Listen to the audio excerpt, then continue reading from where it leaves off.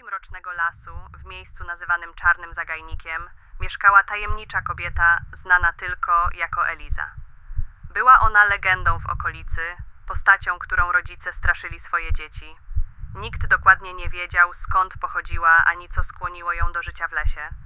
Ale wszyscy wiedzieli jedno: zaginęło tam już wielu ludzi. Pewnego letniego wieczoru grupa 5 przyjaciół zdecydowała się na kamping w Czarnym Zagajniku, nieświadomi krwawych historii związanych z tym miejscem. Byli to Adam, lider grupy, wysoki i silny, zawsze gotowy stanąć w obronie przyjaciół. Magda, jego dziewczyna, inteligentna i analityczna, studiująca psychologię.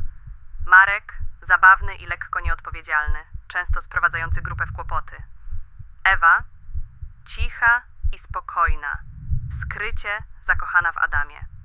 Kuba, najmłodszy z grupy, techniczny geniusz, który uwielbiał zagadki i łamigłówki. Wieczór zaczął się niewinnie. Rozbili namioty, rozpalili ognisko i zaczęli opowiadać sobie historie. Marek, zawsze lubiący dramatyzować, zaczął opowiadać legendę o Elizie.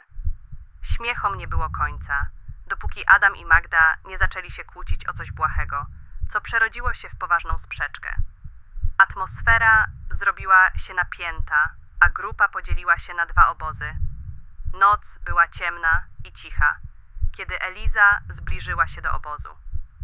Była mistrzynią skradania się, jej ruchy były szybkie i bezszelestne. Gdy Adam wyszedł na zewnątrz, by ochłonąć po kłótni, poczuł zimny dotyk ostrza na gardle. Zanim zdążył wydać jakikolwiek dźwięk, Eliza przecięła jego krtań. Przemieszczała się jak cień, najpierw pozbawiając życia Marka, którego znalazła śpiącego w swoim namiocie. Użyła jego własnego noża myśliwskiego, który tak dumnie nosił przy sobie, by przebić jego serce. Magda, zaniepokojona hałasami na zewnątrz, wyszła sprawdzić, co się dzieje. Zobaczyła martwego Adama i zaczęła uciekać, ale Eliza była szybsza. Złapała ją i zmusiła do patrzenia na to, jak z zimną krwią dźgają nożem kilkanaście razy, zanim jej ciało osunęło się na ziemię. Ewa i Kuba, słysząc krzyki, próbowali ukryć się w lesie. Kuba, będąc geniuszem technicznym, wymyślił plan: skonstruować pułapkę na Elizę za pomocą lin i gałęzi.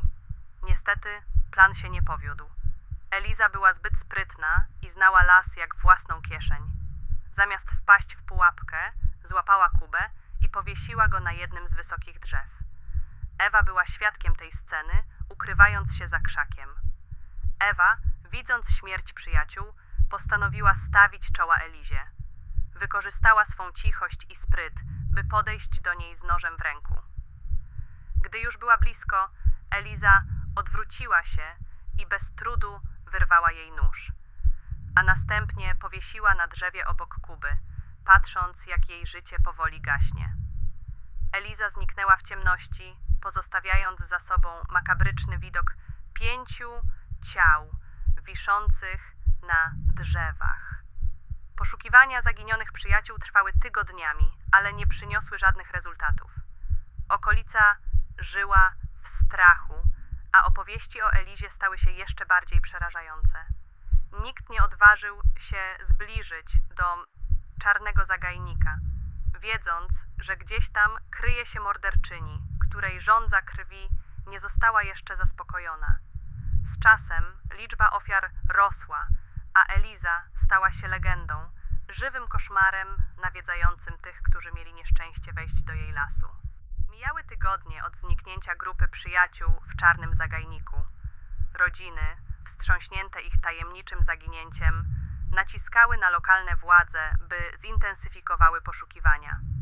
Policja, dotychczas sceptyczna co do legendy Elizy, postanowiła wysłać specjalną jednostkę poszukiwawczą, składającą się z najbardziej doświadczonych funkcjonariuszy.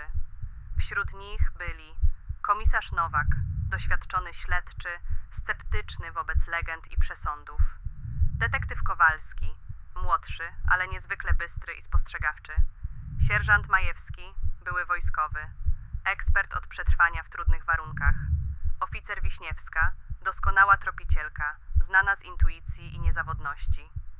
Ekipa rozpoczęła poszukiwania, przeszukując każdy zakątek czarnego zagajnika. Las wydawał się niemal żywy, gęsty, ciemny i pełen niepokojących dźwięków. Każdy krok funkcjonariuszy budził w nich coraz większy niepokój, mimo że próbowali zachować profesjonalizm. Pierwszego wieczoru, kiedy ekipa rozbiła obóz, detektyw Kowalski usłyszał szelest w krzakach. Zignorował go, przypisując go zwierzętom, ale niepokój pozostał. W nocy, gdy straż pełnił sierżant Majewski, Eliza zaatakowała po raz pierwszy. Zbliżyła się do obozu jak cień, a Majewski, mimo swoich umiejętności, nie miał szans. Eliza podeszła od tyłu bezszelestnie i zanim zdążył zareagować, rozcięła mu gardło jednym, precyzyjnym ruchem noża.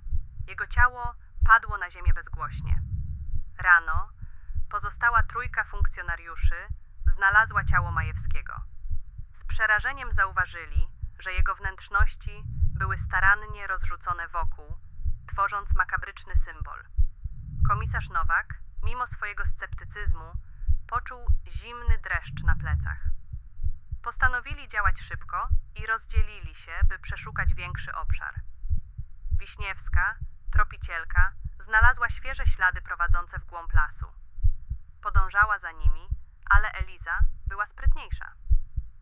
Ustawiła pułapkę, która polegała na przewróceniu dużej gałęzi. Wiśniewska, skupiona na śladach, nie zauważyła jej i wpadła prosto w zasadzkę. Eliza wyskoczyła z ukrycia, powaliła ją na ziemię i brutalnie rozcięła jej brzuch, wyciągając wnętrzności na wierzch. Wiśniewska konała w męczarniach, nie mogąc uwierzyć, że padła ofiarą legendarnej morderczyni. Kowalski i Nowak, słysząc krzyki, pobiegli w stronę Wiśniewskiej, ale było już za późno. Zastali tylko jej zmasakrowane ciało. Przerażeni, postanowili wrócić do obozu i wezwać wsparcie. Kiedy jednak dotarli na miejsce, Eliza czekała na nich. Podjęli próbę obrony, ale Eliza z zimną precyzją i brutalną siłą pokonała ich obu. Komisarz Nowak został powalony na ziemię, a Eliza z satysfakcją rozcięła jego klatkę piersiową, wyjmując serce i pokazując je przerażonemu Kowalskiemu. Kowalski, widząc śmierć swojego partnera, próbował uciekać, ale Eliza była szybsza. Chwyciła go, rozcięła mu brzuch i z satysfakcją patrzyła, jak jego życie gaśnie. Ciała funkcjonariuszy zostały znalezione kilka dni później przez kolejną ekipę poszukiwawczą. Widok był przerażający. Rozrzucone wnętrzności, makabryczne symbole i wiszące na drzewach zwłoki. Eliza znów zniknęła, pozostawiając za sobą ślad śmierci i zniszczenia. Miasteczko pogrążyło się w strachu, a czarny zagajnik stał się miejscem, do którego nikt nie chciał się zbliżać.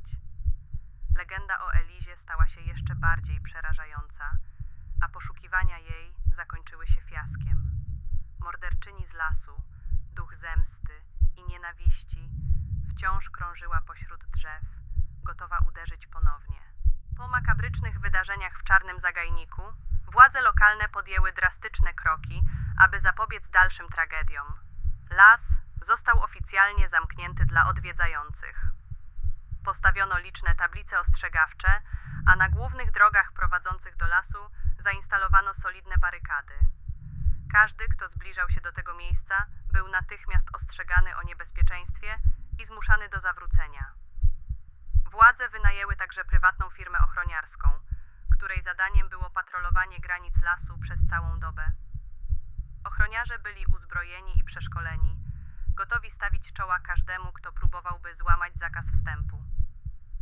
Mimo to niektórzy z nich zgłaszali dziwne odgłosy dochodzące z głębi lasu, szeptane szepty, które sprawiały, że ich skóra cierpła, oraz przemykające w mroku cienie.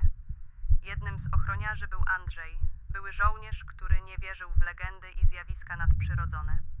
Pewnej nocy, podczas patrolu, Andrzej natknął się na starą, opuszczoną chatę na skraju lasu. Zaintrygowany, postanowił ją zbadać. Wewnątrz znalazł resztki dawnych ofiar, Stary sprzęt kempingowy, porzucone ubrania, a nawet krwawe narzędzia. Nagle poczuł zimny powiew na karku i usłyszał cichy, złowieszczy śmiech. Odwrócił się gwałtownie, ale nikogo tam nie było. Po tej nocy Andrzej zrezygnował z pracy, twierdząc, że coś w tym lesie go obserwowało.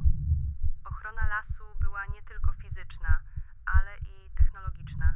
Zainstalowano kamery termowizyjne oraz czujniki ruchu, które miały rejestrować każdy ruch w obrębie lasu. Mimo to nagrania często były puste, jedynie z odgłosami szumu drzew i niewyraźnymi cieniami przemykającymi po obrzeżach kadru. Lokalni mieszkańcy unikali czarnego zagajnika jak ognia. Każde opowiadanie o Elizie przyprawiało ich o dreszcze, a nocne krzyki, które czasem słychać było z głębi lasu, tylko potęgowały ich strach.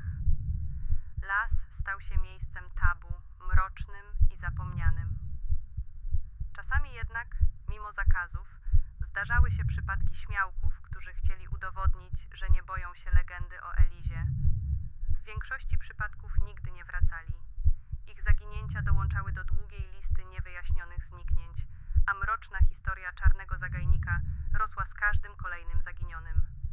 Zamknięcie lasu i intensywna ochrona sprawiły, że liczba ofiar spadła, ale strach pozostał. Nikt nie wiedział, czy Eliza wciąż żyje i poluje, czy jej duch nadal nawiedza czarny zagajnik. Mieszkańcy w swoich domach z zasuniętymi zasłonami i drzwiami na zasuwie szeptali wieczorami opowieści o morderczyni z lasu, wciąż wierząc, że pewnego dnia ponownie się ujawni.